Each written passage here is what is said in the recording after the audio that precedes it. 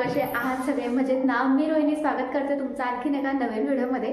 तर आत्ताच आहे ना साहेबांना घेऊन आले मी, अंगणवाडीमध्ये घेऊन जाते सध्या त्याला। तर घेऊन आले, जेव वगैरे घातलं, त्याच्यानंतर आता सगळं जे आहे खेळणं वगैरे मांडून बसलाय। बाय द वे त्याचं नवीन खेळणं आहे ते मी ॲक्च्युली ना कपडे ठेवण्यासाठी काढलं होतं, म्हणजे जे धुण्याचे कपडे वगैरे असतील ते त्याच्यामध्ये मी ठेवायचे, पण मग आता त्याच्यात कपडे वगैरे नाही, तर तो असं खेळण्यासाठी त्याला यूज करतो असो। तर आता ना मला बनवून घ्यायचे आहेत गुळ शेंगदाण्याचे लाडू। तर तुम्ही म्हणाल की आता तू नेहमीच तेच म्हणजे बनवते वगैरे, तर तसं नाही आहे। मागे मी बनवले होते पण मग ते संपले आणि आमच्या घरात सगळ्यांनाच ते खूप जास्त आवडतात। तर आता मला थोडे जास्त बनवून ठेवायचे आहेत, म्हणजे जवळजवळ अर्धा किलोचे असे बनवून ठेवायचे गुळ शेंगदाण्याचे। मला पण आवडतात, पण मग मला जास्त करून आहे ना आपले मेथीचे लाडू असतात ते, आणि याच्यामध्ये थोडंसं खोबरं टाकलं तर ते आवडतात, जास्त करून ते आवडतात मला। सो चला आता जे आहे शेंगदाण्याचे गुळ शेंगदाण्याचे लाडू वगैरे बनवून घेते, त्याच्यानंतर माझं जे पण काही दिवसभराचं रुटीन असणार आहे ते पण मी तुमच्यासोबत शेअर करते। चला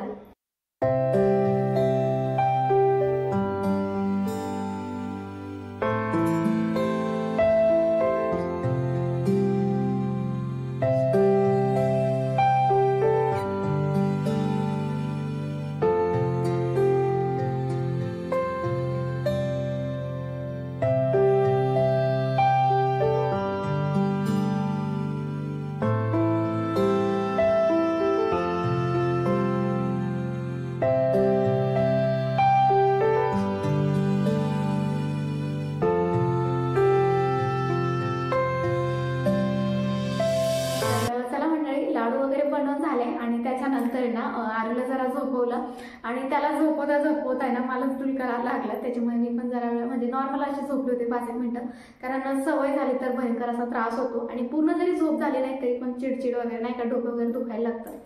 त्याच्यामुळे असो आता त्याची तयारी वगैरे करून दिली, छान खेळतो वगैरे आहे।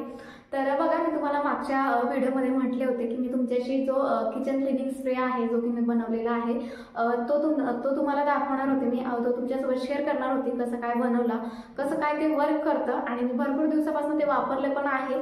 तर चला आज तोच मी तुमच्यासोबत शेअर करते। बरेच दिवसापासून मी तुम्हाला सांगितलं होतं, किराणा गेला होता त्यावेळेस मी तुम्हाला सांगितलं होतं की मी तुम्हाला दाखवेन, पण मध्यंतरी मी म्हटलं ट्राय करून बघावं अगोदर, कारण कसं याचे रिझल्ट कसे काय आहे ते मला बघायचं होतं।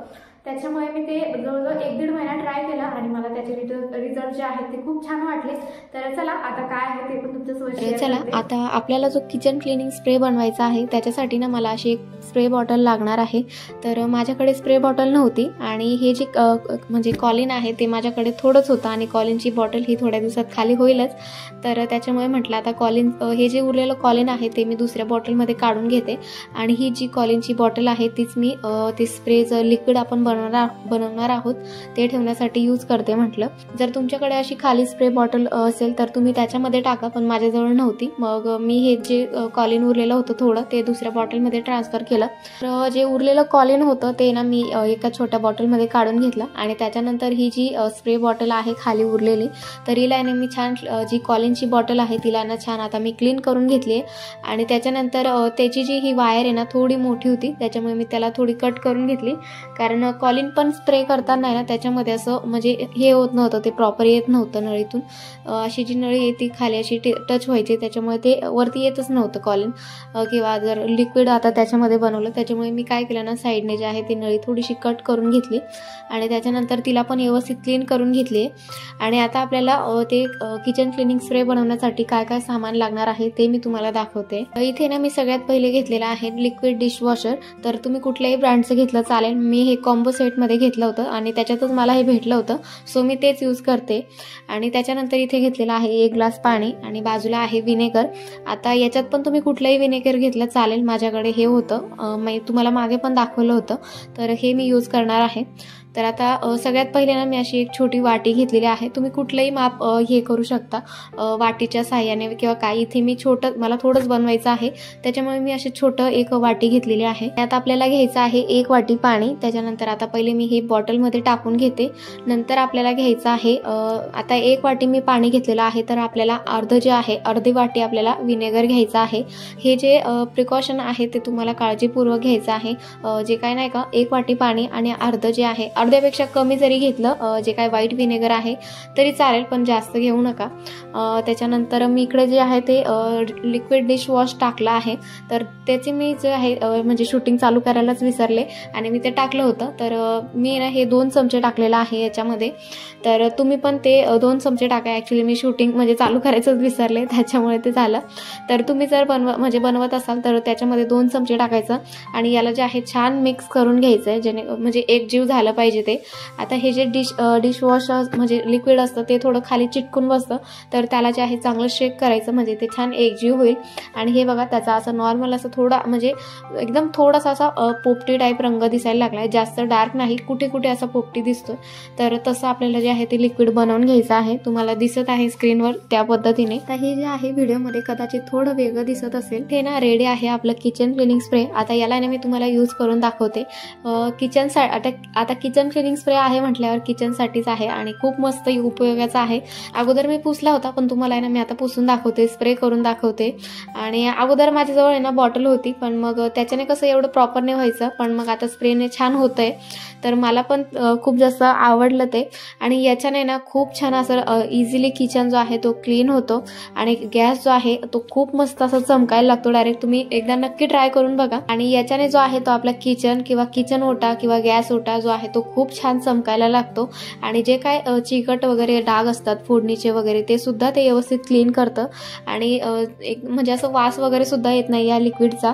आता मी तुम्हाला म्हटले होते जवळजवळ 1-1.5 महिना झाला मी वापरते आहे. खूप छान वगैरे आहे, वास वगैरे काही येत नाही आणि खूप मस्त असे नाही का जे काही तेलकट वगैरे डाग असतं ते सुद्धा काढतं. आणि दुसरं महत्त्वाची गोष्ट म्हणजे तुम्ही याला म्हणजे नाही का घरातलं कुठलंही क्लिनिंग असेल, जसं की नाही का आपलं फर्निचर पुसणं किंवा किचनच्या अशा साईडच्या भिंती वगैरे पुसणं, त्याला सुद्धा यूज करू शकता. खूप छान आहे.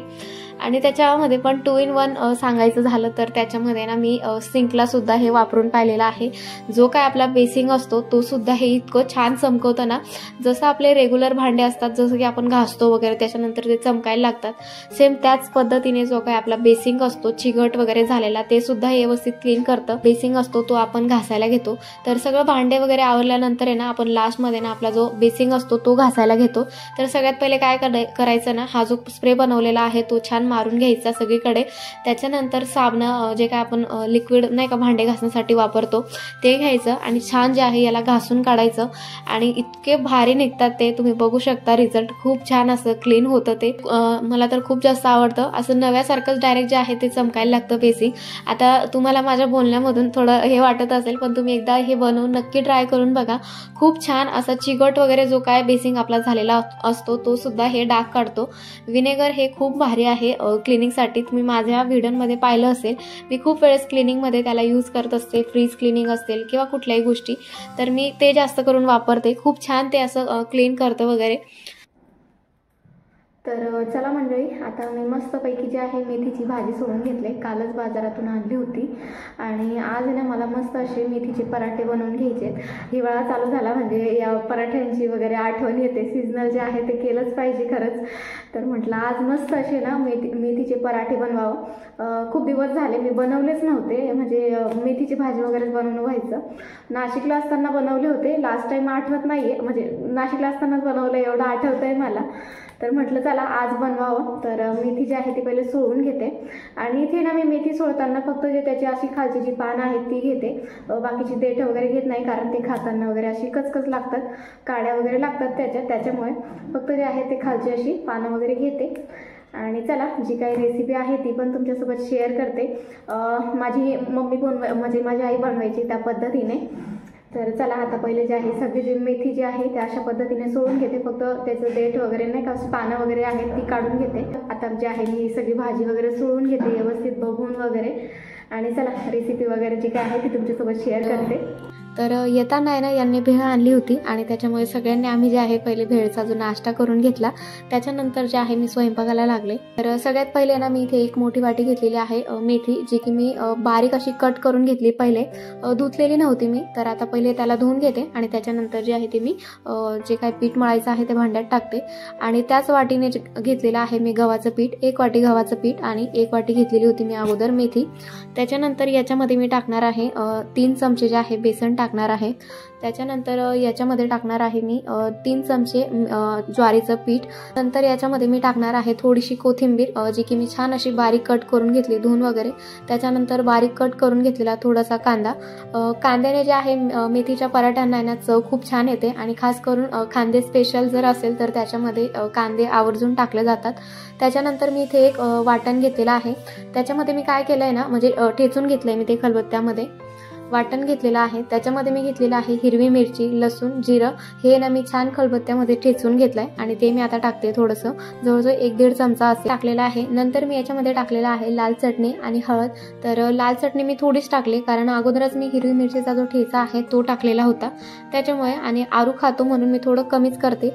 नंतर मी याच्यामध्ये थोडंसं आपलं चवीनुसार मीठ टाकलेलं आहे आणि नंतर मी याच्यामध्ये टाकलेलं आहे थोडीशी तिळने खूप छान अशी चव वगैरे येते.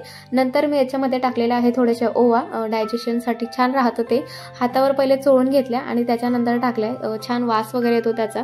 तर आता आहे ना मी पहिले जे आहे कोरडंच मिक्स करून घेते कारण जे भाज्या आहेत त्या आपण धुवून वगैरे म्हणजे टाकलेल्या होत्या आणि पहिले मग ते कसं मळून वगैरे घेते, म्हणजे कसं आपल्याला पीठ म्हणजे पाणी किती टाकायचं आहे पिठामध्ये त्याचा अंदाज येतो, नाहीतर ते सगळं जे आहे पातळ पातळ होतं. तर आता हे बघा सगळ्यात पहिले मी छान मिक्स करून घेतलाय आणि आता आहे ना थोडं थोडं पाणी टाकून आहे ना जसं आपण चपाती मळतो तसा असा घट्टसर छान गोळा मळून घेतलाय.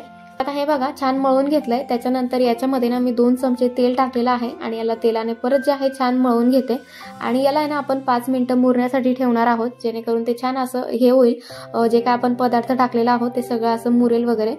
त्याच्यानंतर मी ना इथे चटणी बनवणार होते, पण मग कालच मी सकाळी ना ही तीळ आणि खोबऱ्याची चटणी बनवून ठेवलेली होती. त्याच्यामुळे बाकीचे म्हटले की नको, त्याच्यातच होऊन जाईल, त्याच्यामुळे मी काय बनवली नाही. आता ही चटणी मी तुमच्याशी नेक्स्ट व्हिडिओमध्ये वगैरे शेअर करेलच. त्या दिवशी मी थोडा व्हिडिओ घ्यायचं वगैरे विसरले. तर चला 5 मिनिटं झालेले आहेत. मी इथे ना छान पहिले जे आहे ते मळून घेतलंय आणि नंतर जे आहे ते मी दशम्या वगैरे छान लाटायला घेते. तर आमच्याकडे ना याला दशम्या म्हणतात, पराठे सुद्धा म्हटले जातात, पण खानदेशामध्ये खास करून यांना दशम्या म्हटल्या जातात. तर आता आहे ना आपण जसं पोळी करतो त्याच पद्धतीने मी याला लाटून घेते. 4 असे पूड वगैरे केलंय, आतमध्ये तेल वगैरे लावलेलं आहे, सेम जसं चपाती करतो त्याच पद्धतीने. आता चपाती कसं चपातीमध्ये आपण नाही का असे जे काही याच्यामध्ये पदार्थ टाकलेले आहे ते टाकलेले नसतात, त्याच्यामुळे चपाती आपली फाटत वगैरे नाही, पण याच्यामध्ये फाटण्याची शक्यता असते. आता जसं की तुम्ही पाहत असाल साईडच्या ज्या कडा आहेत त्या थोड्या अशा नाही का म्हणजे निघायला लागतात, असे जोडून राहत नाही ते. पण मग ठीक आहे, होतं याच्यामध्ये जे काही पराठे वगैरे असतात त्याच्यामध्ये ते होतंच, कारण मेथी वगैरे टाकलेली असते, बरेचसे पदार्थ आपण याच्यामध्ये टाकलेले आहेत त्याच्यामुळे ते होतं. तर चला ताव्यावर जे आहे पहिली लाटलेली टाकून घेतली आणि त्याच्यानंतर आणि महत्त्वाचं नाही आहे की पहिली जी आपली दशमी वगैरे असते पराठे असतात ते योग्यच येतील, कारण आपल्याला या असे जे म्हणजे चपात्या वगैरे असतात जसं की दशम्या वगैरे हे आपण कधीतरी करतो, त्याच्यामुळे लाटण्याची सवय नसते आणि ते नाही का असं कुठे कुठे फाटायला लागतं किंवा नाही का असं वेगळंच होतं. आता तुम्ही केलं असेल तर तुम्हाला हेच असेल माहिती असेल. त्याच्यामुळे जी पहिली आहे त्याच्या म्हणजे चांगल्या करण्याचा प्रयत्न आपण आपल्याकडून पुरेपूर करायचा आहे, पण ती फाटली तर त्याला पर्याय नाहीये, पण ठीक आहे जोडून वगैरे होऊ शकतं. तर पहिली जी आहे ती मी टाकली ताव्यावर, शेकून वगैरे घेते छान, आणि इकडे दुसरी जी आहे ती मी तोपर्यंत लाटून घेतली दशमी. तर मला आहे ना चपाती असो किंवा भाजी मला जास्त तेल आवडतच नाही, त्याच्यामुळे मी जे आहे ते कमीच तेल म्हणजे कमीत कमी भाज्यांमध्ये तेल वापरण्याचा प्रयत्न करते. तर इथे पण दशमीला पण मी ना एकदम थोडंच तेल लावते, कारण जास्त मी तेलकट मी पण खात नाही आणि घरच्यांनाही देत नाही, त्याच्यामुळे दशमीला जे आहे मी एकदम थोडं नॉर्मल जेवढं कमी लावता येईल तेवढं तेल लावण्याचा प्रयत्न केलेला आहे आणि तिला जे आहे ते मी व्यवस्थित छान शेकून घेते दोघी बाजूने. तर चला जे दशम्या आहेत त्या मी सगळ्या अशा पद्धतीने बनवून घेतल्या आणि छान असं चटणीसोबत सर्व केलेलं आहे. ॲक्च्युली मला याच्यासोबत दुसरी चटणी बनवायची होती, पण आता एकटीसाठी किती काय बनवणार, त्याच्यामुळे मी काय बनवली नाही. जी चटणी होती काल बनवलेली तीच मी हे केली, सर्व केली. आणि इथे ना तुम्हाला हे दशमी जे आहे ते जवळजवळ वाटत असतील, म्हणजे एकच तुम्हाला अशी मोठी दिसत असेल, पण तिथे मी 3 दशम्या ठेवलेल्या आहेत छोट्या छोट्या. तर हे बघा मी तुम्हाला म्हणजे दाखवत आहे. तर पहिली ही, दुसरी आणि तिसरी अशा आहेत त्या छोट्या छोट्या बनवल्या आहेत. जास्त मोठं बनवलं तर ते खूप म्हणजे बजेटच तिचं हे होतं, त्याच्यामुळे मी छोट्या छोट्या ज्या आहेत त्या बनवून घेतल्या.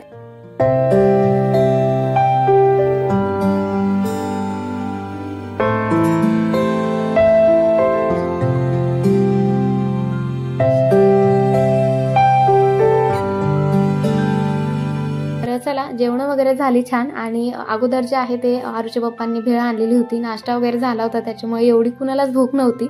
पण मग तरी पण दशम्या वगैरे केल्या आणि दशम्यांवरच आमचं झालं. आणि जेवण झाल्यानंतर आहे ना आम्हाला खास करून स्वीट वगैरे पदार्थ खायला खूप जास्त आवडतात, जसं की दही, आईस्क्रीम किंवा जसं की आता तुम्ही पपई बघताय, कालच आणली होती मी बाजारातून. तर असे पदार्थ जेवण झाल्यानंतर आम्हाला म्हणजे आमच्या घरात स्पेशली खूप खाल्ले जातात. त्याच्यामुळे आता पपई जी आणलेली होती तीच कापली मी आणि खूप मस्त इतकी गोड होती पपई, खूप जास्त गोड होती. आणि चला तर मग आजचा जो ब्लॉग आहे तो मी इथेच एंड करते. भेटूया अशाच एका नवीन छानशा व्हिडिओमध्ये. आय होप तुम्हाला आजचा ब्लॉग आवडला असेल. ब्लॉग कसा वाटला कमेंट करून नक्की सांगा. चला तर मग बाय बाय.